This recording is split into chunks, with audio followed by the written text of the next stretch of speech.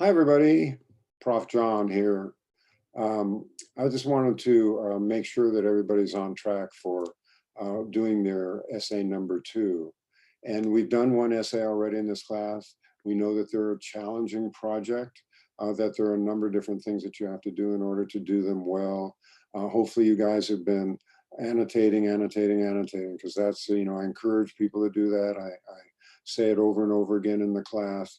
And annotation is so important because when it comes time to actually write your essay, you're not having to go back to the reading and look for support from scratch. You go back there and you're looking and you have to read it all over again. You know that you need to have at least 2 items of support in each paragraph to support whatever point that you happen to be making for that particular paragraph.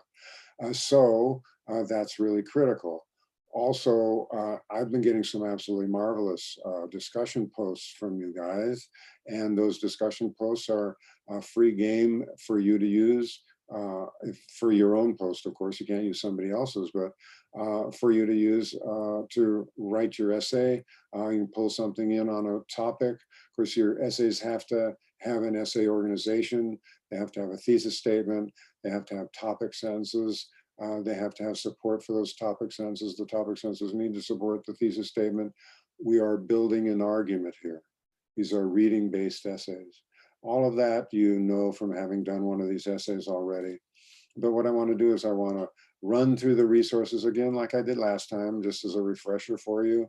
Some of you may not have seen the Zoom that I did when everybody got together the last time, but rather than drag everybody in and do another one, I can just do this on my own and then send it out to everybody. So what I'm going to do is I'm going to share my screen. We're going to go to the shell that we've got here for your class. And I'm going to pull it down a little bit so we can see it a little bit better. And so the next thing that we've got coming up is going to be our thesis statement. We got the final draft here. We got the rough draft here. Thesis statements are due on November 23rd. It's the beginning of after this week. Yeah, this is the week, the 16th.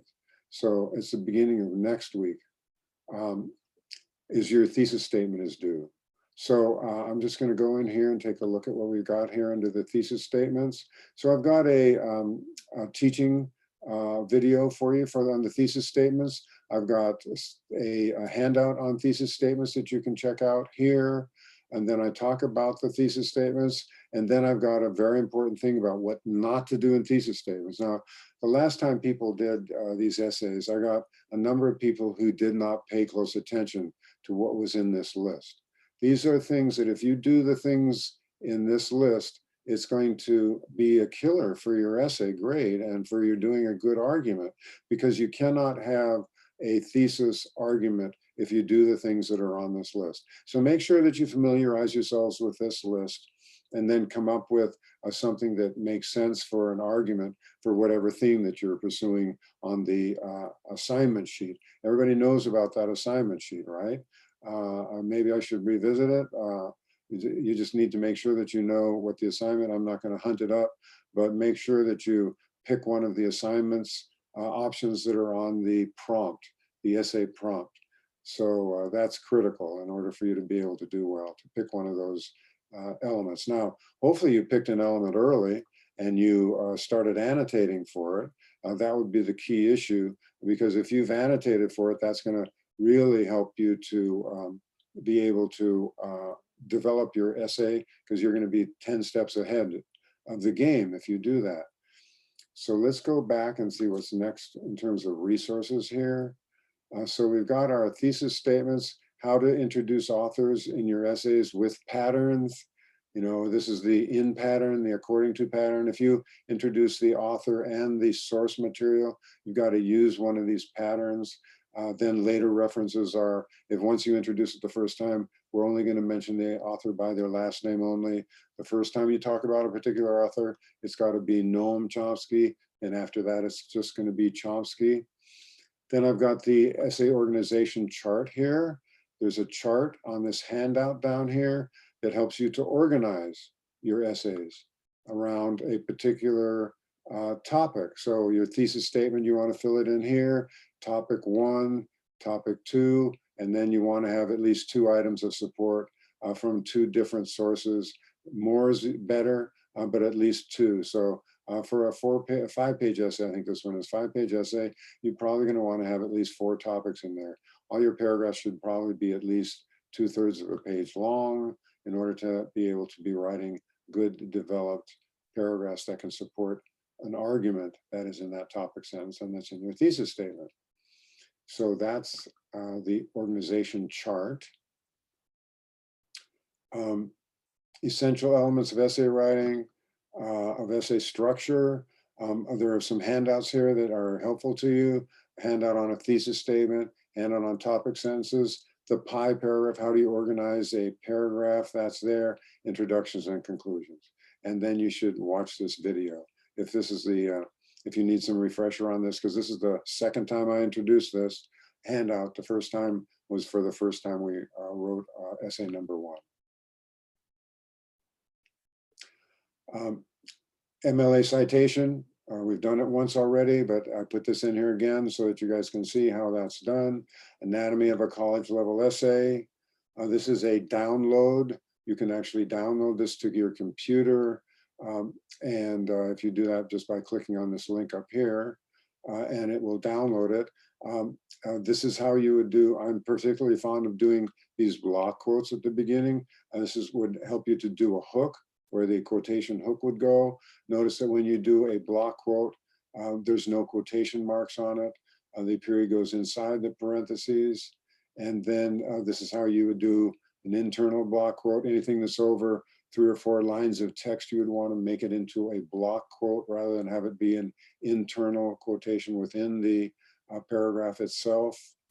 So you could read through this. It's got some information here on how to write an essay, but it's also good because you can utilize this for your file, to do MLA formatting. You can download this and then you can upload it to your, if you have Microsoft Word on your computer, you can just open up Microsoft Word, open up this, turn this into your last name, and then your full name, et cetera, change this up to the, then put your title here for your essay, and then just erase the rest and then put in, start writing your essay. So it's good for utilizing the MLA format. You don't have to reformat every time.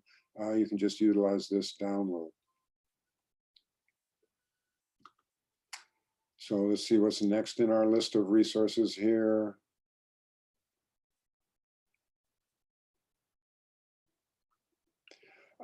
The rough draft, you're going to turn the rough draft in here. And on this rough draft, I want you to read this carefully. Here's the checklist that you need to make sure that you apply. 10 points for this rough draft. The essay checklist is down here. So you need to make sure that you're honestly and objectively applying all the different elements of this checklist to your rough draft. Make sure that you revise it, that you proofread it, that you turn it in as carefully as you possibly can. There's a sample essay here, an essay that was done well for this particular series of themes. One of the themes is picked here, and a good essay. So if you need to know what a good thesis statement is, you can take a look here, or what good topic sentences are, or how the person developed their paragraphs, etc. You can do all of those things. So when you turn in your rough draft, it's worth 10 points towards your essay grade. As you know, the thesis statement is worth 10 points. This is worth 10 points. And then of course the essay itself is, I think it's worth 50 points. So it's worth a good chunk of your essay grade. So what I'm going to do is when you turn this in, I'm going to review it for you. And there's enough time between when this is turned in and when the final draft is turned in for you to get back my comments, because I'm going to get on it right away. As soon as you turn in your rough draft, I start grading them right away. I put comments on them. I give you suggestions on how you can make it better. And if you apply those suggestions that I give you, then you're going to be able to give me an A essay. I want everybody to get an A on this essay. I want everybody to get an A in the class.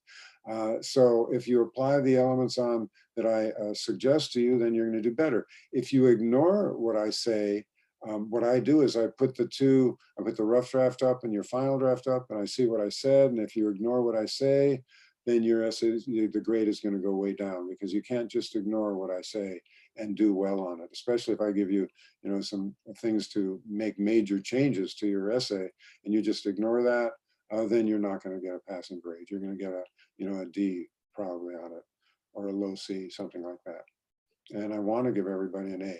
So that's the rough draft, and turn this in as soon as you can on the due date, so that I have enough time to get it back to you, so that you have enough time then to do it when the final draft is due. Of course, things can be turned in late. If you turn something in late, then you may get it back with no comments on it, and that's the price you pay. I won't deduct for it if it's late. I know, we're dealing with some pretty heavy times with a virus and all of that stuff, and people being out of work and all the hardships that are people going through. But so I accept work that's late. I just won't give you comments on it. So then you're gonna, and if you want to revise that, then you'd have to do a Zoom with me in order to do a revision. So that's the basic hope that I have to give you right now for the essays that are coming up. You can see when the due dates are here just from looking at it. And of course, all of these weeks have been published, so you can see for yourself when things are due. And if you need any further assistance, you can always set up a personalized Zoom with me. I'm doing Zooms at 11:30 in the morning and 3:30 in the afternoon. Whatever works for your schedule. If those two times don't work, let me know. We can set something else up. Okay. So that's pretty much it. Let me know if you need anything. Hope that's been helpful, and I'll catch you on the rebound. Bye.